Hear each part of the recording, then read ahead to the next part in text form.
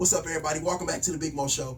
My first guest, and this is episode 5. Our first guest, we just gonna call him Mr. Timmy. We've been good for about 10 years now, so this show is a little bit different. Over the last 48 hours, we've had some tragedies in our country, El Paso, Texas, as well as Dayton, Ohio, and I just want to give my condolences out to the families in El Paso as well as Dayton. And I'm just pissed. I'm pissed that this country has allowed these minor gun laws to go through. I don't know if I want to say gun laws, but just the way that the way the gun laws are set up, I'm really appalled about how that this whole situation is about. Like, who's going to be next? Is the Jews going to be next? Is the Italians going to be next? What next mass shooting are we going to have? It's to the point where now I feel like we all should be strapped with bulletproof vests, and I know that is not the right thing to say, and it's not the right thing to do, is to walk around with bulletproof vests. But really, I'm scared. I'm in fear of my family. I tell my boys and everybody that I love, watch yourself, watch your surroundings. This don't make no sense that you can just walk up and go into a Walmart or somewhere and all these acts of violence is happening. And I do believe that these acts, certain acts of violence with these shootings, is predicated towards this president. And I'm going to say it, and I do not care, because it's my show and I say what I want. I do not understand that they are putting in place these gun laws to be stricter, but they stopped directly at the House. The Senate has passed it, but it stopped. They stopped it. This was something that I just seen earlier, and we're going to get most definitely back into this, but I want to introduce Uncle Tim right now, and I would like to say, hey, what's up, everybody? Yeah, I get kind of passionate about this stuff, man. Go ahead, bro. It just really this country that we're living in right now, and the society is really, it's disturbing. That's one of the best words I can say without going off the handle. It's disturbing. So how do you feel about the state of America and what's going on right now? To me, the problem that I see in America with gun control is that the NRA has bought and paid for all of our politicians, and they are unwilling to move in any direction that has anything to do with gun rights. I mean, not gun rights, but laws that regulate gun control in America.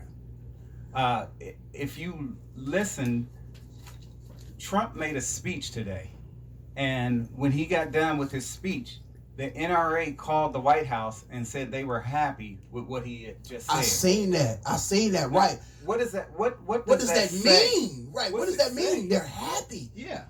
I mean, a couple of things pop out to me. One of the first things is that he's got the NRA, the head of the NRA, or whoever it is that called Trump, has a direct line to the White House. They can get to the president when you and I can't. When we can't. Quick. And then secondly, they gave him an approval.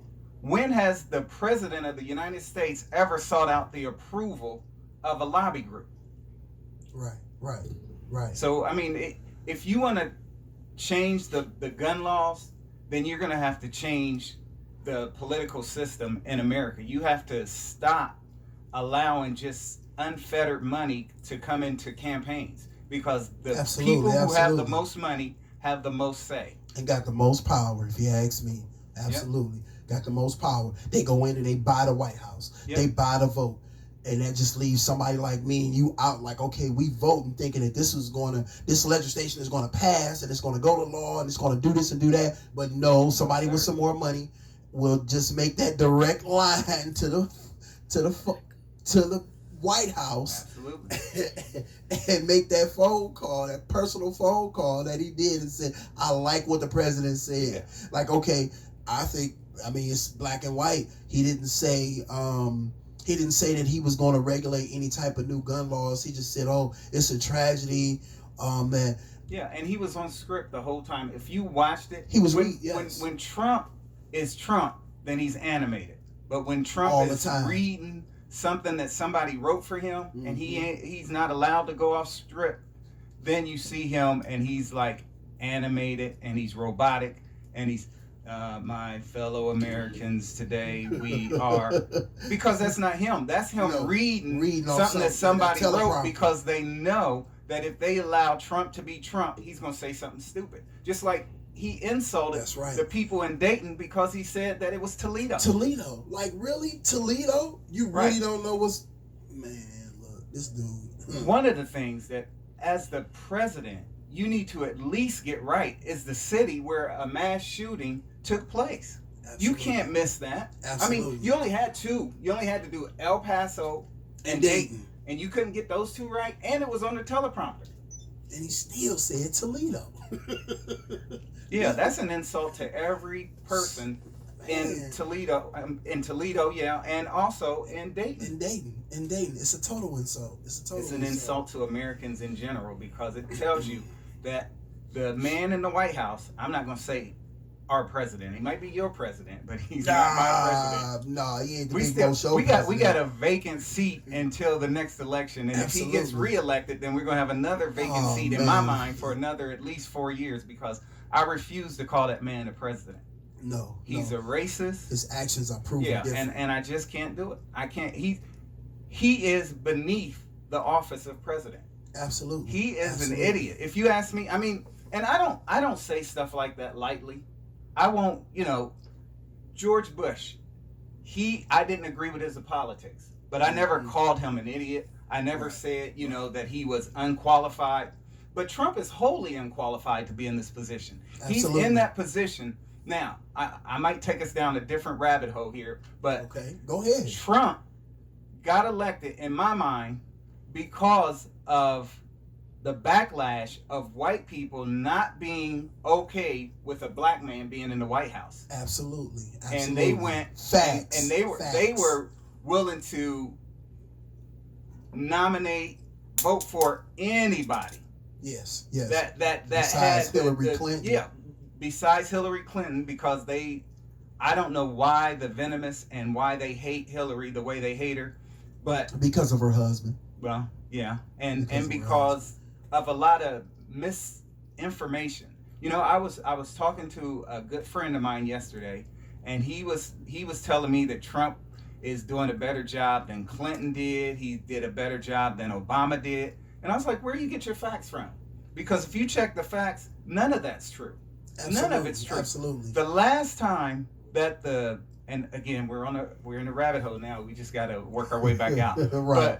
But the last time that we had a balanced budget was when Clinton was in office. Now, when he went into office, there was $1 trillion deficit, but they balanced the budget during the Clinton era. And then Bush came in and ballooned it up because of the Iraq War. Because of the Iraq War, yeah. Put the country on the brink of a depression. And then Obama got in and he cut it in half, the deficit. And now Trump has doubled the national debt in 2 years. Yeah. And this, and we're not even gonna talk about this strife and about what's about to happen with your stuff that's coming from Japan, coming from Hong Kong, made in Korea, your cell phones, as far as your hair, cell phone cases, everything, it's about to go up. So ladies and gentlemen, you need to really watch the prices and the taxes on certain things that are about to go up because of what's going on with this trade war back and forth. That's unnecessary. It's very unnecessary. It's very unnecessary for the president to be calling out this one race to say that they are it's killers and rapists in every race. But for him to call out the Hispanics and the Mexicans like the way he did, and I truly believe it's like, what's going to be next by him calling out these races of people by saying, the Mexicans, they're a bad bunch of people. But then in the same breath, he'll say, the nationalists, oh, there's some good people on that side. There's some good people on both sides. Like, really, dude? I mean, I can't, man. It bothers me. It bothers me bad. To me, when you see the blatant racism that this man deals in, and they're not doing anything about it. And I have been thinking about this since the election, and I don't know if the people who support him are delusional. Oh, they're most definitely delusional. But I don't know if they're racist, if they're I don't know. Are they stupid? I mean, are they delusional? Because I was gonna say stupid too. I mean, and I don't want to offend people, but the truth is the truth. You look at a man who can't complete a sentence, and you are okay with him running the country. Right. He can't. Literally, I have taken one of his speeches and dissected it. Yeah, well, not even dissect it. All you got to do is take any of his press conferences, take away the picture, and just listen to the words. Everything that he says is either a run-on sentence or a sentence fragment. Right. We did this, and then all of a sudden he's into something else. Yeah, he's talking about something completely different. Right. And so I'm coming to the conclusion now that the people who support him are okay with racism because it doesn't directly touch them. And it goes back to what we're talking about with the gun violence. People who are okay with guns being, just on the street, and there's statistics that show that there are more guns in America than there are people. Mm-hmm. And when you're okay with that, you're okay with racism, and you're okay with people getting shot and killed, then it means that you don't have a heart. And you don't have any empathy for other people. So as long as it's not me, I'm okay. So if you have tragedy in your life, if you are talked about and lied on, and as long as it doesn't touch me, I'm okay with that. What does that say about my humanity? Right. Absolutely. And that, to me, that's the big deal about what's going on in America right now. Where's the humanity? We are putting kids in cages, and man. only a few people are outraged. But yet, at the same time, if we had on the news 1,000 dogs crammed into a spot that only supposed to have 400 dogs in it, there will be a national outcry. An uproar. Absolutely. Yeah, but these are people. But because they don't look like you, because they speak another language, you are okay with that? What does that say about our humanity? Right. It's definitely not enough said about what's going on in these 2019 concentration camps. Yeah. That's exactly what it is to me in my eyes. It's a concentration camp. When you separate these kids from their families and you say, okay, we're going to kick you across the border, but we're going to leave you over here and figure out what we're going to do with you. Yeah, and they're not even doing it in a timely fashion. Yeah, it's sickening. It's been reports that these kids don't have adequate medical care, adequate food, blankets, or clothes. That's worse than what goes on in this American penitentiary. Right. That's just sad. And we're sad. Okay with it. And absolutely they're okay with it because it's still not enough being said or attention being raised every day about what are you doing with these kids? What are you doing with these kids? They're just locking them up. And I think all of this ties in together. I mean, we're talking about the tragedies that happen in El Paso and in Dayton, but you can't, I mean, in order for somebody, because it's already been brought out and proven that the guy in El Paso did it because he was against people of another country coming into America, because he used the word invasion, that they were invading our country. Right. Well, first of all, if you look historically, Mexico but they invaded. El Paso, Texas was part of Mexico until America took it, stole it, whatever way you want to phrase it, from them. So actually, it was their country that we took. So if they came over here, they were just coming home. Right. And they are more native to the Americas than any European. Absolutely. Because the Europeans came over here and stole. And I know that people are going to get mad, but it's true. They came over here and they stole land from the Native Americans. Absolutely. They killed the Native Americans. Where are all the Native Americans? This country used to be Native American. Where are they?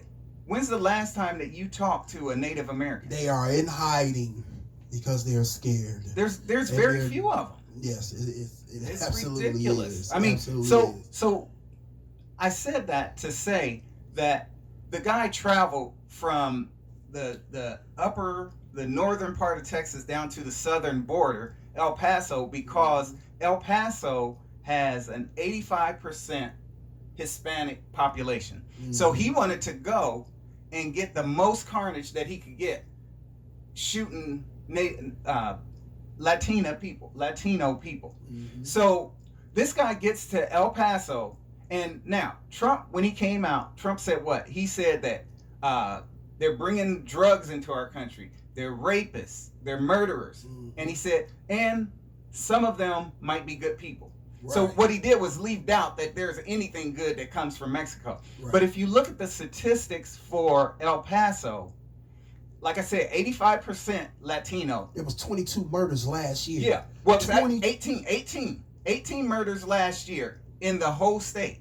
Or not the whole state, but the whole city. In the city, El Paso. My bad, in the city. Now, this guy comes in there, this one deranged, and I'm not going to say he's crazy in the sense that they try and every time a white guy does something, they say, well, he's mentally ill. He's mentally ill, but he's mentally ill because he's racist. That's the mental illness. It's not a mental illness of, oh my God, I don't know what I'm doing. No, it's a mental illness of, oh God, I know exactly what I'm doing and I'm still going to do it. That's the mental illness. Absolutely. But that guy came into El Paso and broke the crime or the murder rate in one day. It took them 365 days to get 18. This guy came in one day, and I think it's 21 now because another person died overnight. That's so when you start setting up, and the president to me is responsible. I know that nobody, no politician, no newscaster wants to say that he's culpable in this. They want to say, well, you can't say that his words caused this man to do what he did. No, you absolutely can. We're watching it. It's in front of us. Right. We're watching it. It's funny how the standard always changes because I don't know if you or your audience knows about Charles Manson. Absolutely. Well, Charles Manson is still in jail if he's still alive. I don't even know if he's still alive. He's still alive. If he's still alive, he's still in jail. And he didn't kill a single person. He didn't kill not one person. You know what he did? He incited his followers, and they did the killing. Yeah. And what did they do?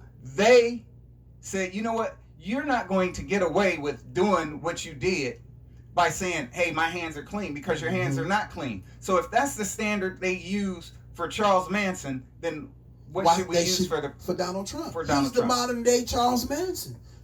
Because he's doing the same thing. And I know that somebody's gonna be mad. You're gonna get some hate mail from that. And I truly understand that. But we have to call a spade a spade.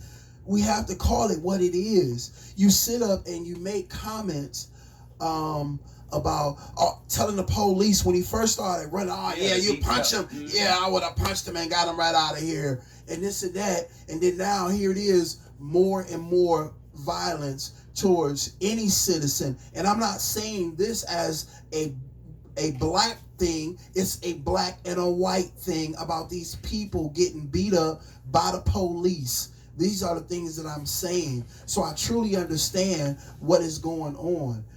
So it's just really, really just, oh my God. So what do you think will happen after this presidency? Well, I'm gonna be honest. I think that this right here is a potential turning point. If we have shootings in America all the time. I mean, we have mass murders all the time. And every time it happens, everybody is sad and everybody gets angry and they get in an uproar and they say that we're not going to take it anymore. We have to have common sense gun laws, which I'm so tired of hearing that phrase. And then it dies out. Now, if this one dies out, then I predict that Trump will get reelected.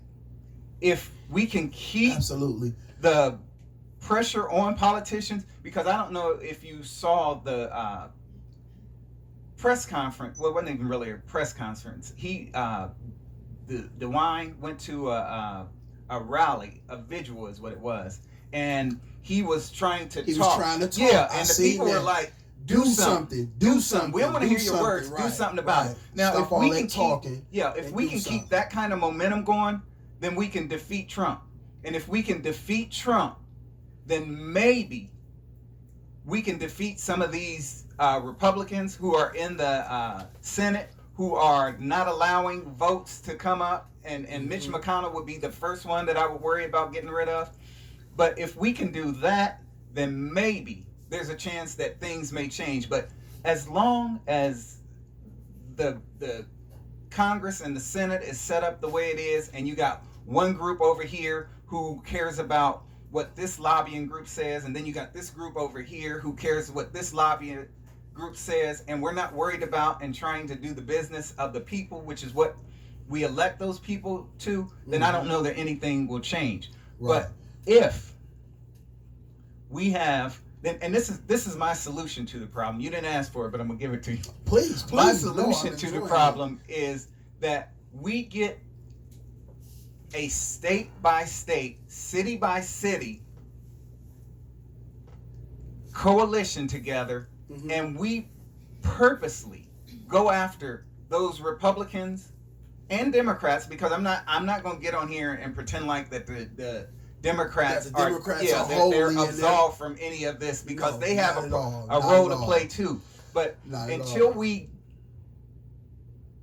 target these guys, and until we go after them and after their seats and remove them from office and vote in people that agree with what we say, none of it's going to change. But if we do that, that's when things will change. But it's got to be coordinated. It's got to be something that it goes city to city and state to state. It can't be a national thing, because when you have a national thing, smaller places get left out. Certain states might get left out. So it's got to be something that's coordinated from the ground level, a grassroots, city by city, state by state. And we have to remove everybody that's in office that is not in office and has not been elected to do the people's business.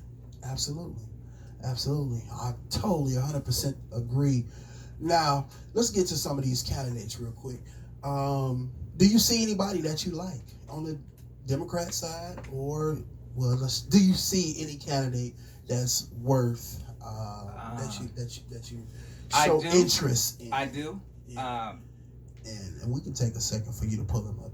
I want to make sure that I get the name correct. Right. He's the Asian American business owner. I seen his face. I see this. And I'm just going to be honest with you. They're not going to elect him. No, they're not. They're not going to elect him. They're not going to elect those two females. I forgot. They're not. Okay, it's Andrew Yang. Andrew Yang. Yeah. And the reason why I like what he's saying is because what he says is a little bit socialist, but it's something that can be applicable to America, and we can still have a capitalistic society. But we can because here's the thing that I think about America and capitalism. I think that's a concept that cannot sustain itself, because capitalism says get all you can get, get as much as you can get, store it, and when there's a flood and they don't have water, you see people going down to New Orleans when they had the hurricane, and the flooded banks and all that, and they didn't have drinking water, and you saw people going down there they filled their trucks up with bottled water, and they go down there and they were selling bottled water to these people who were struggling for $10 and $20 a bottle. Yeah, that was retarded. So, but that's what capitalism is. They were being good capitalists. The problem with capitalism is that it does not take into account that you have to have a heart in order to create a society. Absolutely. So that's why I think that the small influx of socialistic ideals will help capitalism to be more gentle. So that's why I think that Yang would be a good candidate. And of course I know that he'll never get elected. But what I like is that he's there and he's, putting a fly in the ointment. And some of the things that he's saying, they're like, oh man, well, don't bring that up. And those are the things that need to be brought up, because the underclass in America is not the underclass because they want to be. What we do as American is we believe the hype. The media will tell you that rich people are rich because they're inherently better and that they work harder, and that poor people are poor because they're inherently inferior and they don't work as hard. And we don't work hard enough. Now, really? I submit to you that a poor person works 10 times harder than a rich person. Absolutely. Now, if I'm working a minimum wage job, and I don't even know what the minimum wage is, like $8, $9, $10 an hour, I don't know what it is. But if it takes... It went up, it's like $12. Okay, so $12 an hour. It takes at least $30 an hour for you to have a decent income. So if you got a $12, $13 an hour job, you got to have another job. So you're going to do 40. Absolutely. And then you're probably going to do another 25 or 30. 25 somewhere, yeah. And then you got to do all the other stuff that you have to do with your life. You still have to get the kids to school. Absolutely. You still have to go grocery shopping. You still have to do family all that functions, stuff. all Absolutely. that. Absolutely. And now the guy who sits in the ivory tower, who is bringing home $2 or $3 million a year. Right. He works, but he doesn't do the same kind of work. Every day he goes into an office and he sits down. But you can best believe that $13 an hour person is working manually. They're using their back to make their money. Yeah. So you gonna tell me that somebody who works 40 hours plus is lazy? No, sir. They're not lazy. Not at all. They just are stuck in a system that will not allow them to prosper. I look at it. Unless you have a completely innovative idea, it's extremely difficult to start a business. Absolutely. You want to start a supermarket? Can you compete with Kroger? Can you compete with Walmart? Can you compete with Aldi? Right. You can't compete with those guys. No. You buy in something and you buy it in bulk and you get it for 48 cents a barrel or a pound or whatever the case may be. Well, Kroger's and Walmart, they're selling it for 46 cents a pound. Mm-hmm. So you already at a deficit. So if you have the gumption to start a business, you're going to have to charge more because you can't compete with the national chains. Right. And then people are going to give you flack because it's like, well, why are your prices so high? So high, right. Yeah, so I'm not coming to your store because your prices are too high. I'm going to this store where I can get it cheaper. Right. So the American system is set up for the rich people to keep the money that they make, and is set up so that poor people don't have a fighting chance. Absolutely. So did you hear that the dude from Amazon? You know how much taxes that he don't pay? Well, I don't know how much it would, but I know it's in the millions because he's a billionaire. Yeah. So when you don't pay any taxes on $1 billion, imagine what that money could have went for. And he's not the only one. Yeah, no, he's not. No, he's not. The tax code is written for rich people. And why is it written for rich people? Because rich people can afford lobbyists. And lobbyists can go in and talk to Congress and say, hey, write this bill that gives me a loophole. Well, me and you, we don't have the money to talk to you. Call your congressman and try and get him on the phone. Say, I need an appointment with him and see what he says. Yeah, it's going to be all bad. If you're rich, you can call and say, look, man, I need to talk to you. And, I'll throw $30,000, $40,000 at your next campaign. Look where we started off at the head of the show. The NRA called Trump and said, we like everything that you just said. Right, because he is bought and paid for. Absolutely, in their back pocket. And so is the Republicans that are gun-toting loyalists are bought and paid for. Yes, they are. Yes, they are. When Sandy Hook happened, and they killed kindergartners, and they killed first graders and second graders, killed these kids, innocent kids, And what did we do? We didn't do anything. Nothing changed. No laws were rewritten. Nope. They couldn't even do a 10-day wait period. They couldn't even get that passed. So if you are okay with your own children being killed because you're so greedy and so in the pocket of NRA, then we don't stand a chance. We don't stand a chance. We don't stand a chance. Not at all. We don't stand a chance. That is something else. So we are definitely going to bring this show to an end. We definitely going to bring Uncle Tim back because I definitely appreciated his dialogue. And anytime. We definitely got to get you back on the show, and we got to touch on some more issues.